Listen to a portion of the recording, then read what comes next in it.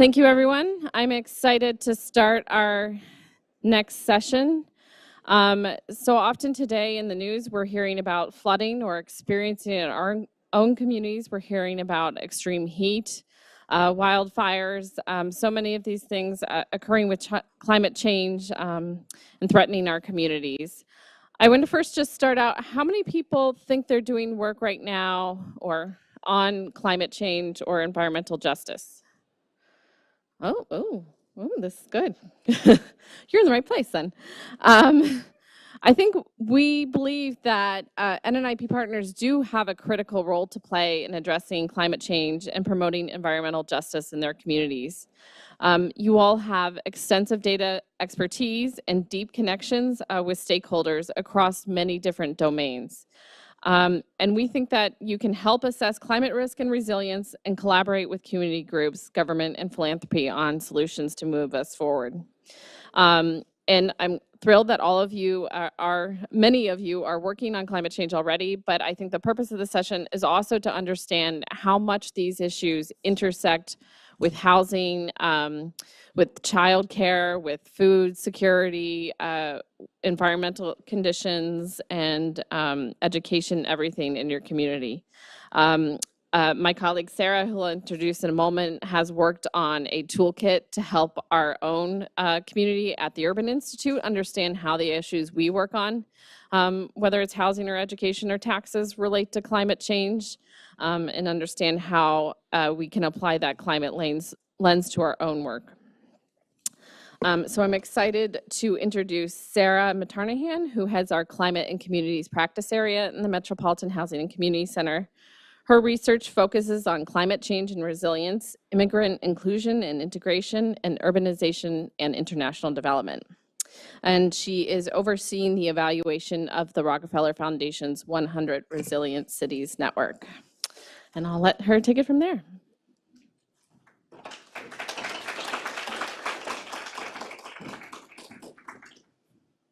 Make sure this is working. Oops. There we go. All right, thanks, Leah, for that framing and introduction. As Leah said, my name's Sarah McTarnahan, and I'm a senior research associate here at Urban. I lead our Climate and Communities Practice Area, which is a multidisciplinary team that studies the social, economic, and equity implications of climate change, focusing on people and communities disproportionately affected by the increasing frequency and severity of climate impacts, as well as the social and economic outcomes of related infrastructure, policy, and resource interventions designed to address. It's really great to be back with the NNIP community. Back in my first years at Urban, I supported NNIP, shout out to Baltimore and Indianapolis conferences, and I really respect the power of your work to be a support backbone for community transformation.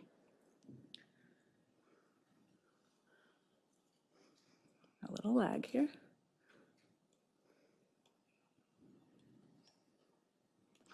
All right, I don't know if you can cue to advance slides, Nick, but the green button is not working.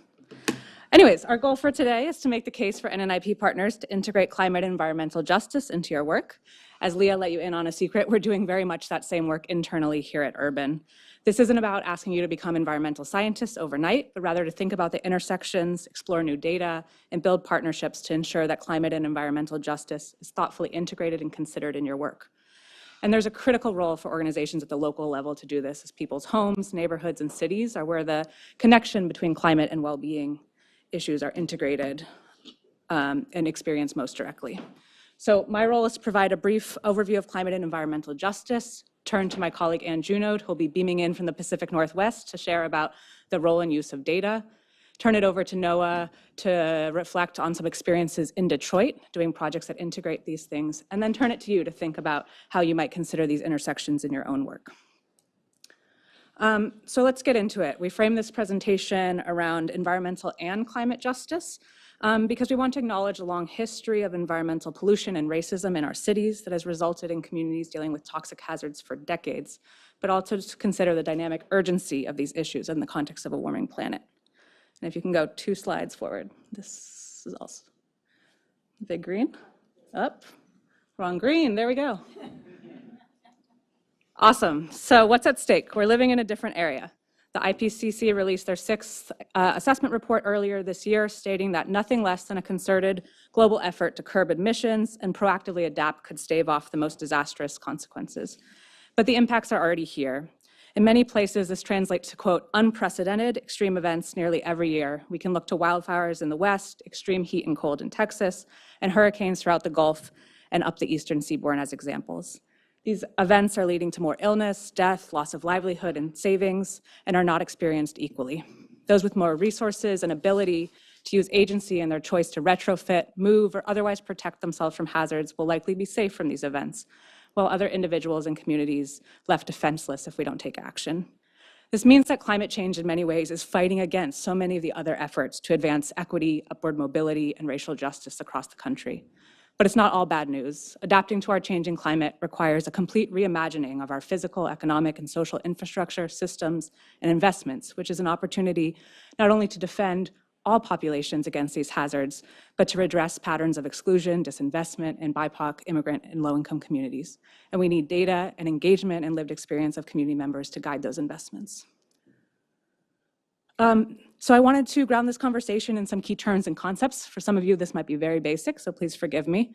But starting with environmental justice, which refers to the equitable exposure of all people to both environmental benefits and harms. And what I love about this framing, which comes out of advocacy and movement building by predominantly Black and Latino communities, advocates, and scholars, is the focus on both harms and benefits, or amenities and disamenities. So we could think of a park versus a vacant site, for example. And that environmental justice can be understood both as a process and an end state. Adaptation and mitigation are common words in the climate space. They've often been pitted against each other, but increasingly local climate plans are addressing both at the same time, recognizing that it's too late to focus on mitigation only, but mitigating emissions as we adapt is critically important. Adaptation thus refers to actions to prepare for and adjust for a changing climate.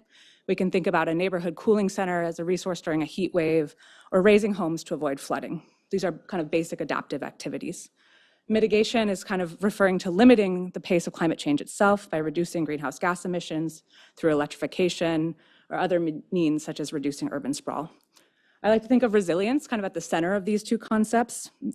Is the ability of systems to maintain function and adapt in the face of shocks and stressors. And it invites in a really holistic understanding of the pressures facing communities. So shocks, we might think about many of the climate shocks we'll discuss today, as well as other threats like pandemics, terrorism, or infrastructure failure. But it puts equal weight to the stressors, things like inequality, inadequate affordable housing, or transit and air quality that make these shocks even more acute in communities. So let's talk about some of the hazards that climate change will bring. Importantly, these are both acute and chronic. So acute hazards, often what we think of with disasters, are punctuated events such as flooding, wildfire, severe heat or cold, hurricanes, derechos, and the list goes on and on. Chronic exposure are the elements that we deal with on a day-to-day, such as air pollution, contaminated drinking water, and higher temperatures. Here we'll observe a change in the median over time, meaning what we live with day-to-day is going to look different. The prevalence of these individual hazards look really different across the country, and so obviously it's important to have a localized understanding on which issues affect your community, but recognizing that this is also changing dynamically. It's important to acknowledge that unlike many of the mapping tools that we have at our hands for understanding climate and environmental justice, these hazards don't exist in a vacuum. So we really need to be paying attention to the compounding and cumulative impact of these hazards on health and well-being. For example, a rain might not cause a flood if the ground isn't saturated, but several consecutive days of rain might lead to really horrible flooding in a community. So as I mentioned at the top, it's not all about new work, topics, or expertise to address the climate crisis, although we certainly need that, and shout out to all the climate modelers out there. But climate and environmental justice issues intersect across all the domains of well-being and policy and are reflected in the issue areas that NNIP partners work on. So I've included 3 examples up here on the screen for illustration, but I'd really encourage you to do a crosswalk of the issues you work on with what's at stake with climate and what are some of the ways you might support or advance that work. For example, housing is a really rich space to think about adaptation and mitigation. On the adaptation side, we're concerned with the location, building quality, building materials of housing units to be prepared for disasters, whether that's flood, winds, or fire. There are also social and community capital dynamics related to alert systems, emergency evacuation plans, and other actions to take when disaster strikes. but mitigation is equally as present. There are opportunities to reduce emissions in our homes. The built environment is one of the largest contributors to emissions through heat pumps, electric stoves, and others. And those changes not only support our global and local emissions targets, but they have multiple co-benefits for residents and homeowners.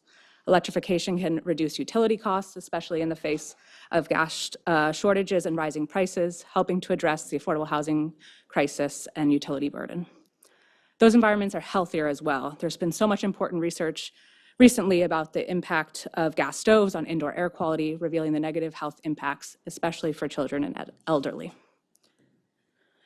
It will be no surprise for this group that the impacts are highly localized at the neighborhood scale and tragically follow many of the patterns of exclusion and disinvestment and racism marked into our built environments. This includes both the physical side, thinking about urban heat islands, more flood exposure, as well as social and economic capacity. We're thinking about insurance coverage or car access, which are critical in the face of disaster response and recovery.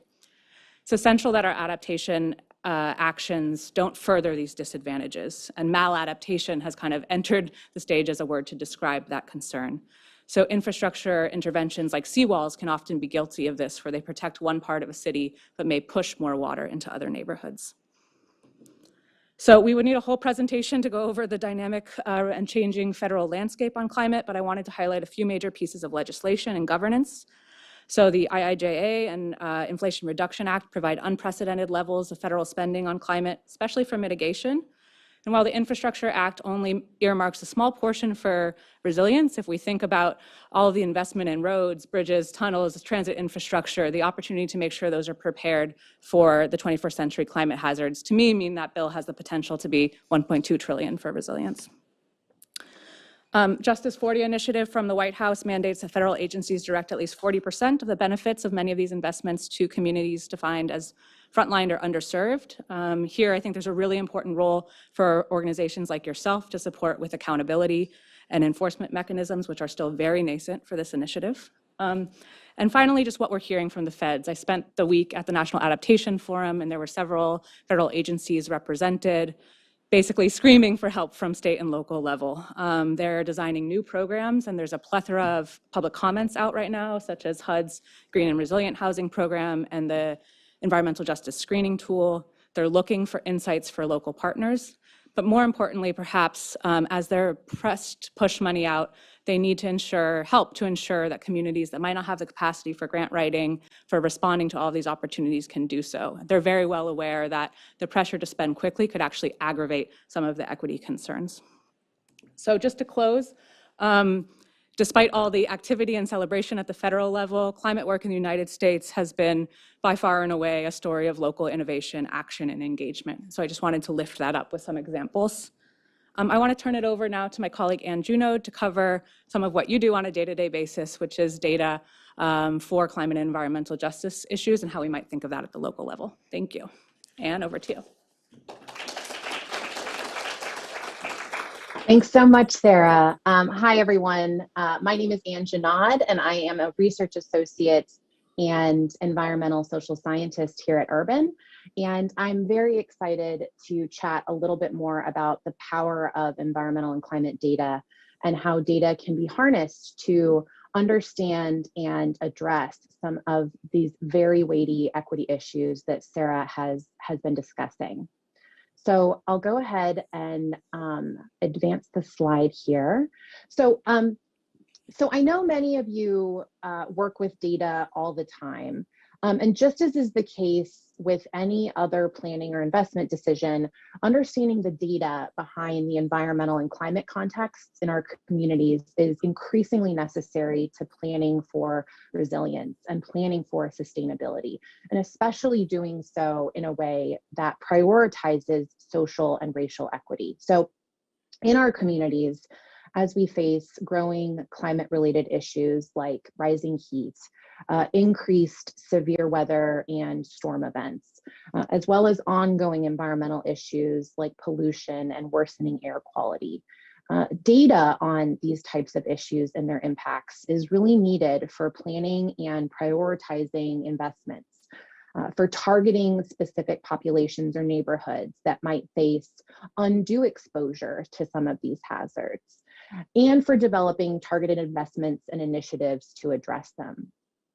And then, of course, from an evaluation perspective, we need to be able to measure the impact of our investment decisions, to understand if they've been effective, and to understand who or what groups might be benefiting the most as well as the least, and for keeping accountable to the plans and goals that we prioritize. So how do we know what to measure, and how do we measure it? There's many different ways to first prioritize and then operationalize some of these environmental and climate hazards that we're facing. And there are benefits and trade-offs for different measurement and metric choices. So these are just a couple of examples of indicators or measures, which are the what that we're trying to measure. We want to measure heat. We want to measure air quality. And then their corresponding metrics, which are the how to measure the what.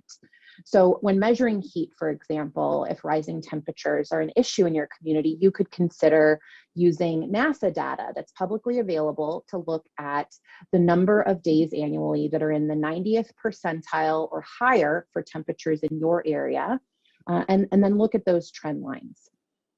Another example for air quality, a common metric is average amount of 2.5 PM 2.5 in the air using EPA data. This metric refers to the amount of particulate matter in the air that's small enough to be ingested and to get into the bloodstream, which can cause serious health problems, especially for vulnerable groups. And unfortunately, PM 2.5 also increases with higher temperatures and with pollution levels. More broadly, common measures for climate change can include metrics that estimate impacts resulting from environmental hazards that we know are linked to climate change. So everything from major catastrophes like hurricanes and wildfires to more common but still climate-related disasters like worsening river flooding or increasingly severe weather events. Common metrics used to project potential impacts include estimating building loss values, agricultural loss values, and even valuations for population losses. The important thing is that with each of these measures and metrics, there are pros and cons to consider. So is it important that the data be publicly available? Is the data that is available of high enough quality at the scale that's needed? So especially outside of your largest metros, it's common to run into issues with data quality or availability for smaller metros and municipalities. And then how recent is the data? A lot of publicly available data, like the examples here, they only come out every few years, and some releases can be much longer. And then critically, what kind of biases might be present in the data that you're choosing? So just one example, thinking about this climate change measure in our example here and considering that building loss value metric. So what's the estimated cost of the potential lost building and infrastructure that we're looking at with X or Y type of disaster? So we know that with the ongoing legacy of racist housing and steering practices like redlining, that properties that are owned by Black and many BIPOC groups today are valued less on the market than properties owned by white people on average. And because of that, they are often prioritized less for climate resilience investments because their market valuation is lower. So just considering property value alone can bake in biases like this. And this is just one example, but there are a lot of hidden biases like this in different data types and metrics that we could choose. So with every measure and metric that's considered, it's really vital to assess these kinds of trade-off criteria, biases such as this, in determining whether and how to prioritize them. So we've just touched on a few examples, but sort of bigger picture, zooming out, common measured categories include both climate change related data, so heat, precipitation, severe weather, drought, as well as what are broadly considered environmental data, which includes both natural as well as built or man-made environmental hazards. So things like pollution, proximity to toxic facilities, lead exposure, things like this.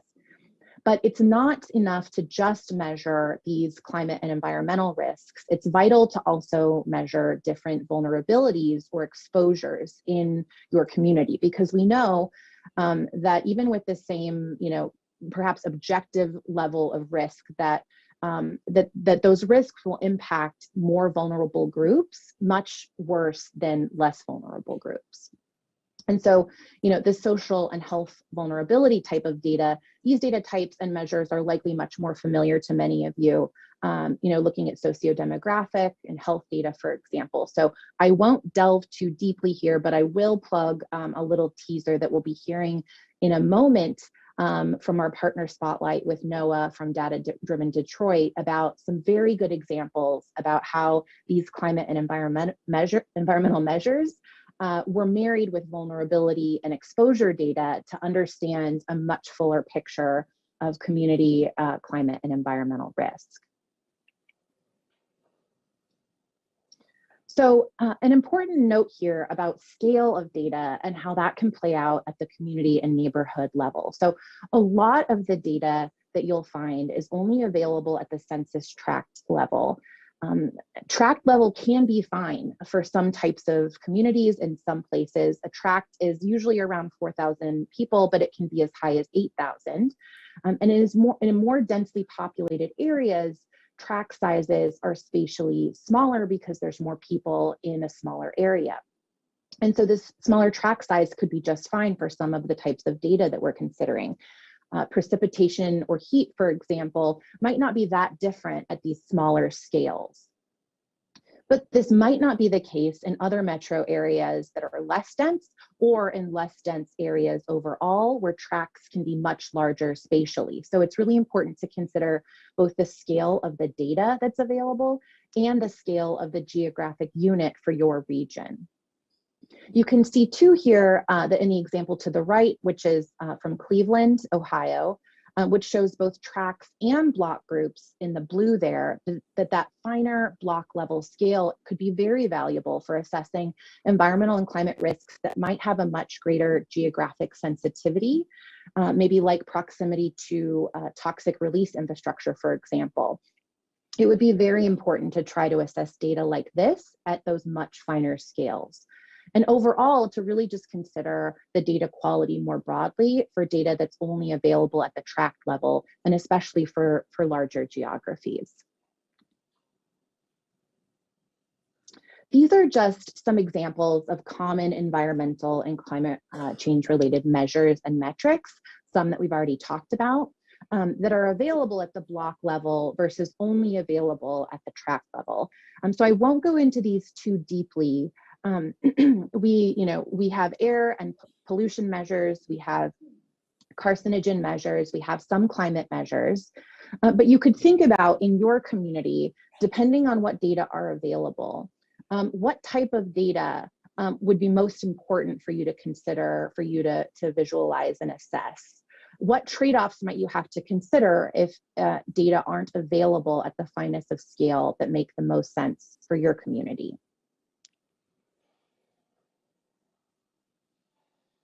So before I pass it back to Sarah, I just want to underscore this issue of equity and consideration in your environmental and climate data measures and approaches. These are just a few of them. There are many more, but a couple of examples. First and foremost, we know that race is often the strongest predictor of uneven exposure to many climate and environmental risks. So it's very important to include race in your analyses of how these different climate and environmental hazards may affect different racial groups in your community.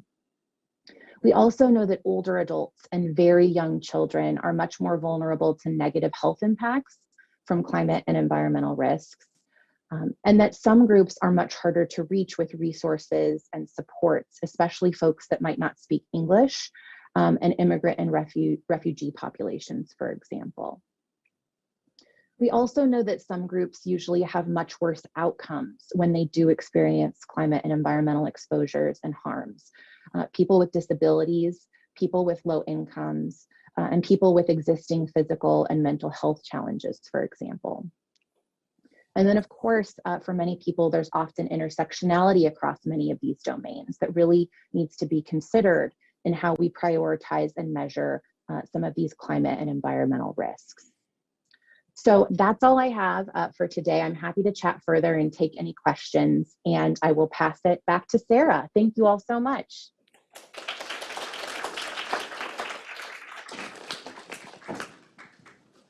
Great, thank you, Anne. I have to say this hybrid format is fun. It's the first time I've gotten to present with Anne in real time and not both as Zoom boxes. So we have a few minutes just to pause for questions. I did also want to acknowledge that Anne and I compiled a pretty long list of resources. We didn't want to spend all day talking about tools to use. So those are available in the framing page, which is on the NNIP website and available in the YAP, I hear. And also Anne and I are happy to share our slides through that format as well, so you can capture this information. So I see colleagues with the microphone. If you have a question, feel free to raise hand, and Anne or I will tackle it based on the content.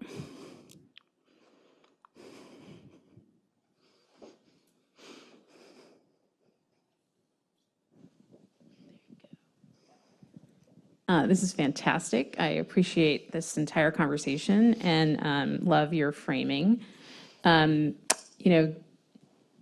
interesting thing about climate is that it doesn't stop at neighborhood boundaries, right? It's not like we can build a wall from one neighborhood to another, unfortunately, or fortunately maybe, and you have to figure out kind of how do you work across neighborhood lines, because you might have a very wealthy neighborhood right next to a not so wealthy neighborhood, and they're going to experience the same disaster, right?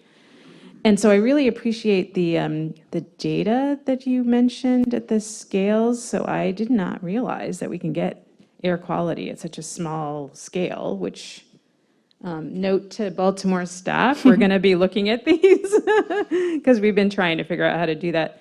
But how do we kind of get back to you on things that we think are actually really important around environmental justice?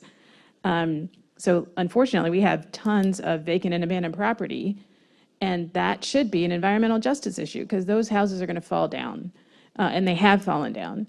And we want to try to bring the local knowledge to the national conversation around resilience and environmental justice. And what's the mechanism to do that? Fantastic question, Seema. I think this is where it's so important to have the local conversations rolling up because it looks so different in different communities. And in many places, the same hazard, like the current status of Baltimore's vacant properties, for example, could become incredibly important mitigation and adaptation opportunities. That could become green space. It could become community cooling centers or resilience hubs or other resources. So I would encourage folks to try to connect with planning efforts that are happening. We've done some work looking at flood planning, for example, at the state level. And it's really interesting just to see across states, across community context, what the level of depth and engagement is for these different plans. Often what we found is that plan efforts are responding to whatever is required by the federal governments to get money. And so for many states, for example, FEMA's State Hazard Mitigation Plan requirement is the first and only comprehensive plan. But some states, North Carolina, Iowa, and a few others are really looking to make more robust use of what they already have to do to access money. And I think now is a really great opportunity because there's so many more proposals and efforts in the works. So I would say connect to local planning offices, think about different scales at which we might have these conversations. Some states are trying to do planning at watershed levels to force conversations, really hard conversations across kind of arbitrary political jurisdiction boundaries that are layered on top of ecosystems to think about what you do over here affects me over here. So I would say building up from the most local level into these broad planning processes, but also talking back to the feds on this issue. There's still public comment opportunities for their data screening tool that'll be used to identify overburdened communities for Justice 40, for example, and hearing about things that might not show up when you look at the map for your community based on your grounded knowledge would be really great for folks to hear. And also Anne and I always welcome. Oh, go ahead, Anne. Oh, sorry, I didn't mean to interrupt you, Sarah. I just wanted to add to that too. So like thinking about environmental justice, which as Sarah mentioned in the intro, like it started as a social movement and it's evolved into this policy framework and this analytic framework to guide to hopefully guide our work. But in starting as a social movement, this community engagement that the audience member raised, like this isn't a nice to have. This should be foundational to the work of environmental justice policy and investment. I was speaking with a national environmental justice expert a few weeks ago, and he was talking about how, as we're designing these programs, policy solutions, interventions, these built infrastructure, if people that are in the communities can't see themselves as been part of that development, we've missed the entire point. Even if the design of those solutions is meant to benefit them. So that robust community engagement, to understand the issues, to understand community-based solutions is really should be a driving piece of this work.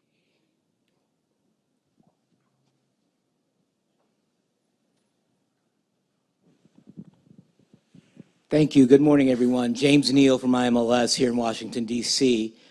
We also know that there are folks out in the world who are climate change deniers and not as aware of or will actually be counter towards environmental justice. How do we account for misinformation, disinformation, skewed data when it comes to climate change within and without the federal government, state, and local government? Thank you.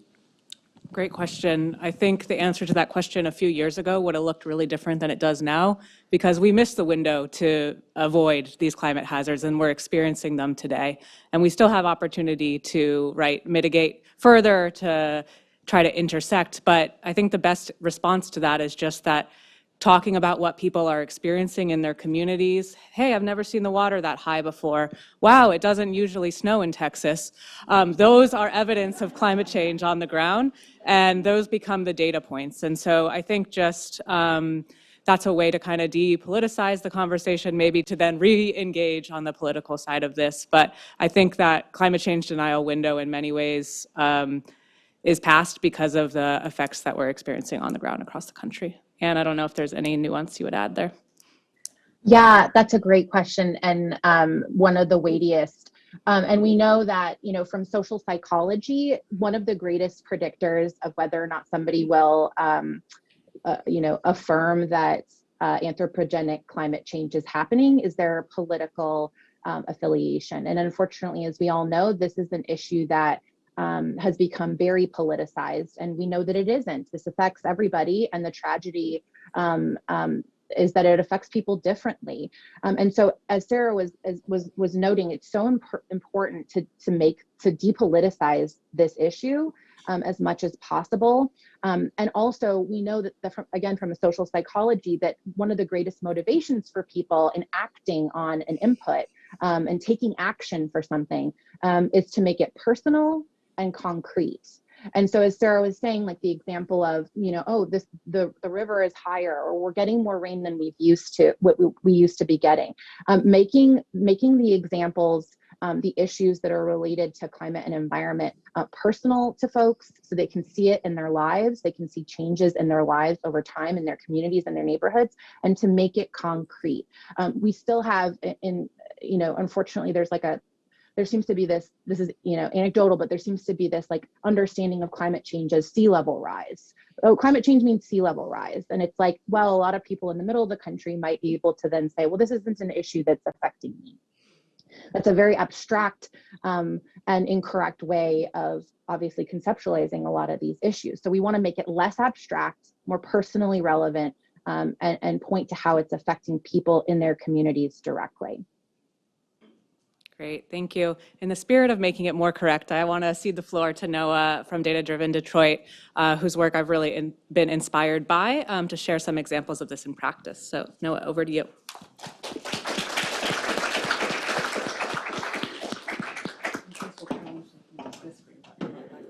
This is the laser. This is the okay. Yeah. Excellent.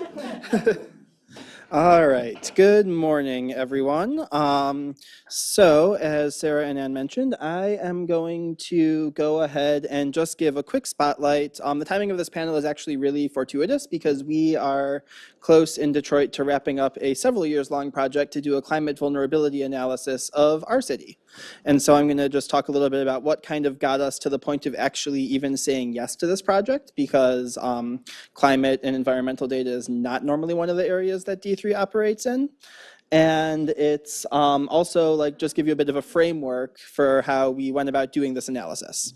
So let's start with the overcoming D3's climate data fears part of the conversation. And let me take you back to a glorious time of 2019, where, you know, there was no pandemic. We were all actually right after our last meeting in Milwaukee. A nonprofit called me, a local nonprofit called EcoWorks called me and was like, hey, we're going into this, or we're going in on this request for proposals that the city just issued for a Detroit climate strategy project. And one of the components of this is a climate vulnerability analysis.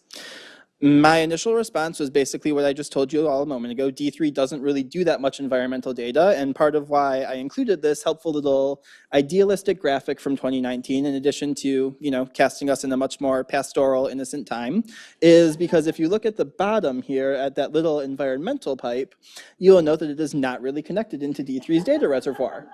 And that's essentially what I told them. And I'm like, yeah, we don't really do a lot of this work. There's not a lot of expertise on the team to take on this kind of project, potentially some interest, but you have to do a bit of convincing for me.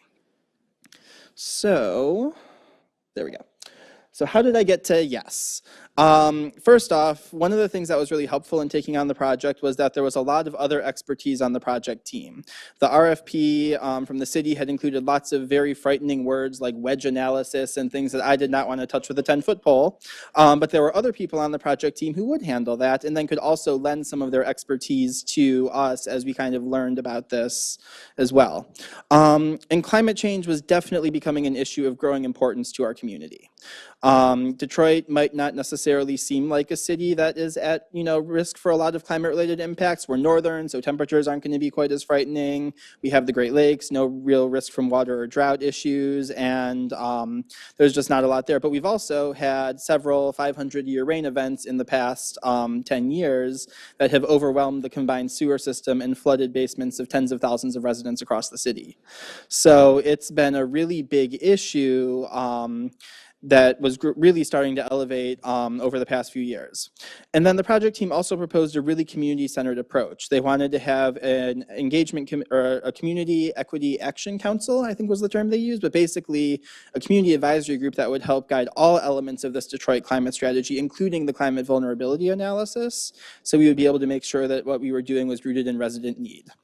And basically the lead applicant, this EcoWorks organization, kind of called my bluff and convinced me that this was actually something that lined up with a lot of the work that D3 did.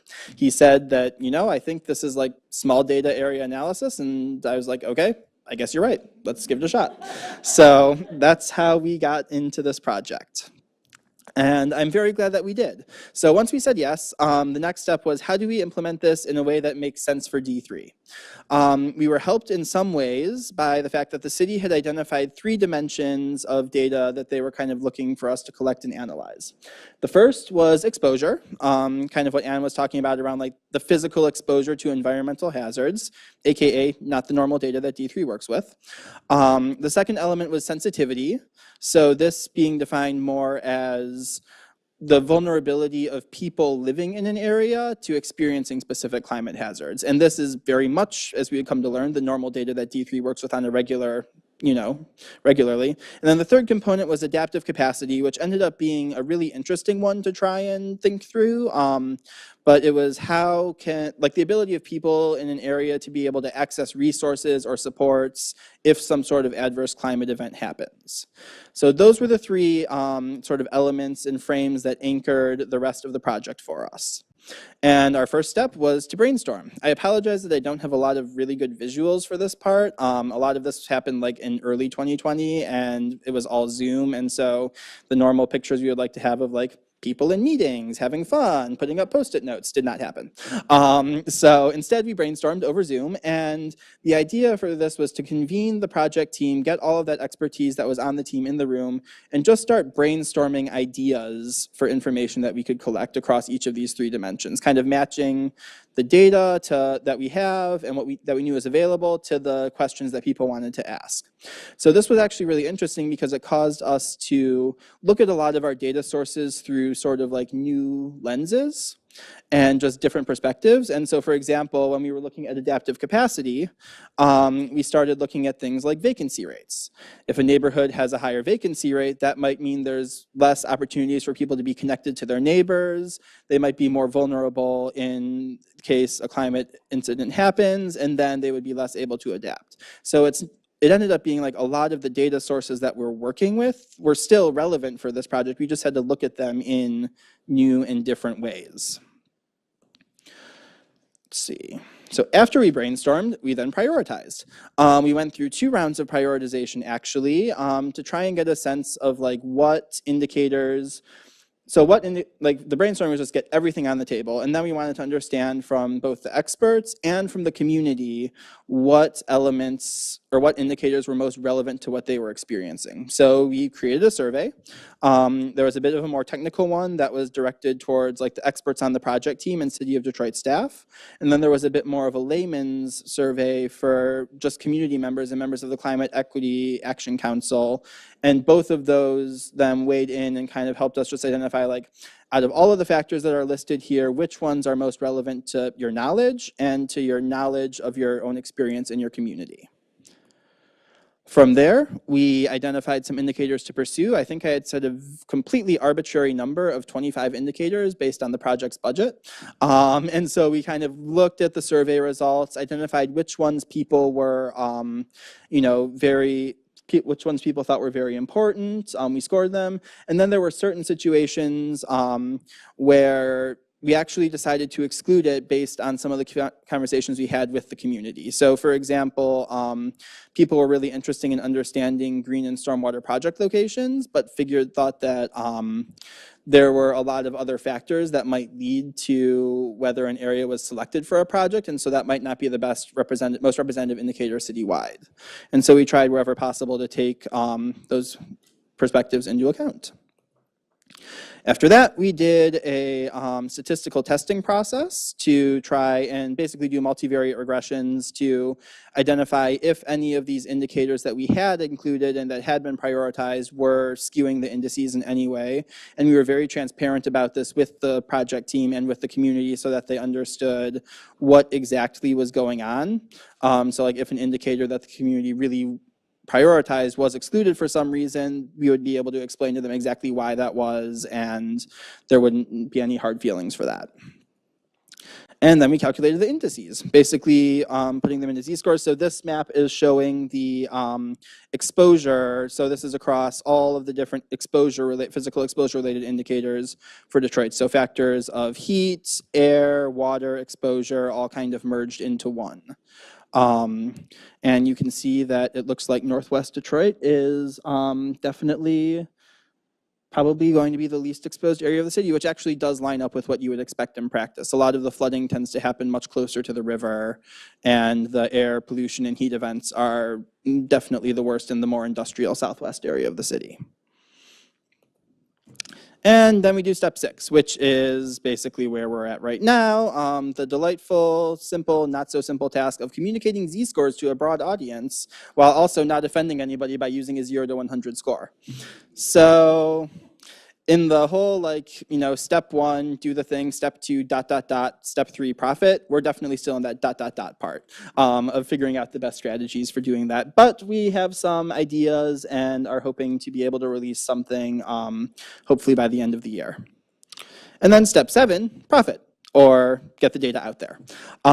Basically, this project wasn't huge. It was about a $30,000 project overall for D3, so not large in the overall scheme of things, but it's starting to have a big impact with some of our larger projects in shifting how we're thinking about representing climate data and integrating it into some of our other work. So this is one example.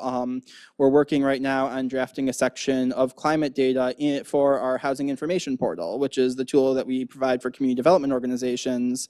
And a lot of them have also been starting to raise questions about climate indicators in their neighborhood and how can they get out ahead of these massive rain events that keep occurring. And so we're now working with them on designing a section of the portal that will include some of those indicators that we collected. So that way it'll be kind of packaged for that audience and it'll be able to help inform their decision making. And we're working on doing that for a lot of our other projects as well. So that's what I have. Any questions? We have like 5 minutes, I think. We have time for a few questions.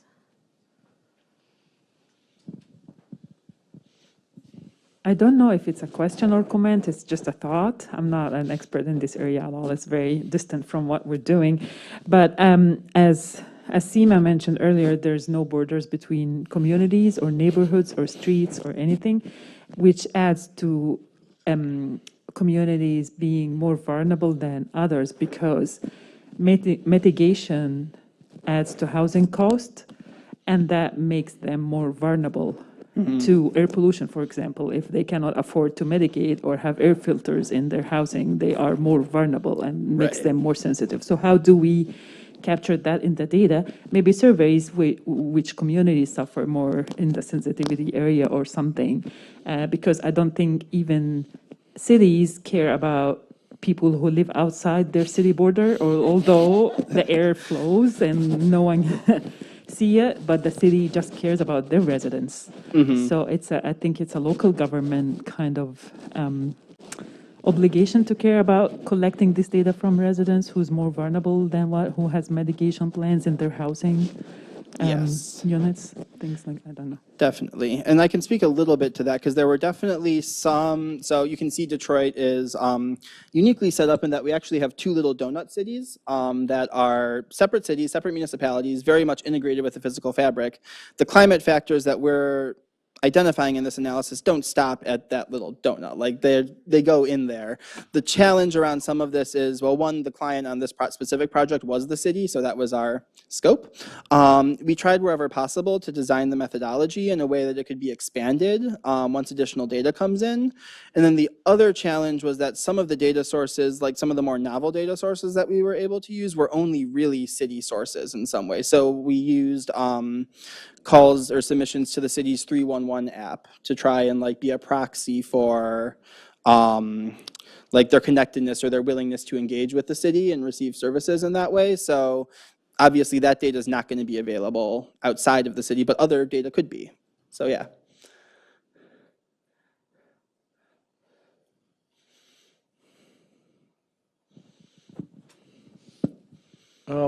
This is great. One thing I always, like a mental roadblock I hit when I think about a project like this is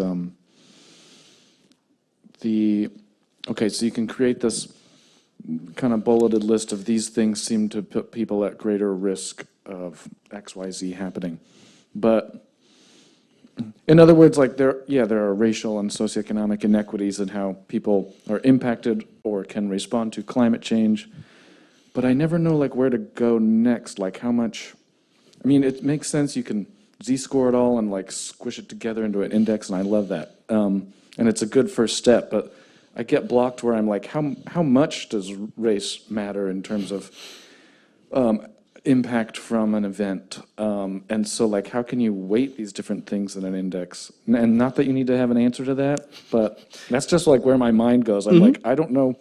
Yeah, I can like rattle off the list, but I don't know how to prioritize or weight the list of susceptibilities, I guess. Yeah, definitely. And so I can give a couple of interesting or just thoughts from our experience. So one of the things that did not make it into any of the indices actually was race. And that was, it came out during the brainstorming conversation, and there was a lot of conversation, like thought that we would include and figure out a way to incorporate it into the indices. But when we reached out to the community groups, their thought was, it's a super important contextual indicator. We need to be able to like overlay race on these different hazards. We need to be able to like look at it in conjunction with all of these things, but as like an actual variable for being weighted into the analysis, they felt less comfortable with that. So that was the approach we ended up taking. The other component that, and the way we're trying to address this and making sure that it actually gets used, because the z-scores are very abstract, is that we're also, in addition to the indices themselves, we're going to be providing every single indicator and data set that went into it too. So ideally, like if a community group uses it, they could drill down into their neighborhood, they could see which factors are driving that score. And that gives them something that's a bit more tangible and a bit more actionable to be able to do to improve it. So that's really the hope. And we're working through somewhat what implementation looks like, because our the person who commissioned this project at the city actually just left for another job. So, you know, the staff turnover is always fun, but we're working through like trying to make sure that we get those, that this isn't just enough, because D3's created so many indices over the years, that this isn't just another one of those indices that goes and sits on the shelf. We want to make sure that people actually use it. Hey, thanks for this talk, Noah. You kind of answered this question already, but I'm wondering if you could talk a little bit more, because I sort of feel the opposite. I hate an index. And I'm wondering, like, what the decision process looked like to go with indices, and how you're like presenting that for like public facing stuff. Mm-hmm. Yeah, so we kind of, I think the idea was there were just too many disparate things to be able to present them separately and have it still make some sort of sense or still be usable for people, at least like at a decision-making level. So like we have, I think, over 20 indicators still in like the final version of this analysis, which is like, no one's really gonna, well, not no one, hopefully people will still scroll through and see each of those 20 indicators and how it affects their community. But if this is like the director of sustainability at the city, they need kind of like the summarized version really quick that they can show to the mayor to get buy-in for their policies. And so that was kind of, that was like the policy path that we had done. And then a lot of the vulnerability analyses that we had looked at, like both for Detroit and for other cities, they kind of done like a similar measure or a similar approach where they were trying to basically condense a whole bunch of information into like one or two measures that were easier somewhat for people to consume.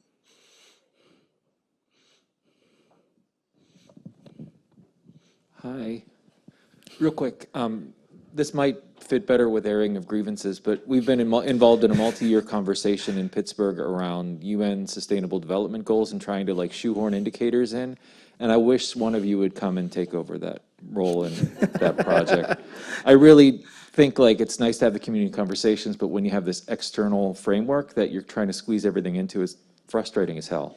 Mm-hmm, definitely. And that was one thing we actually, aside from those like 3 high-level categories, we really tried to avoid that with this because, yeah, it's, nobody likes it. It makes us annoyed because sometimes the associations don't make any sense. And it's also not, it just doesn't always line up with what the community wants to see. No problem. All right. Thanks, everyone.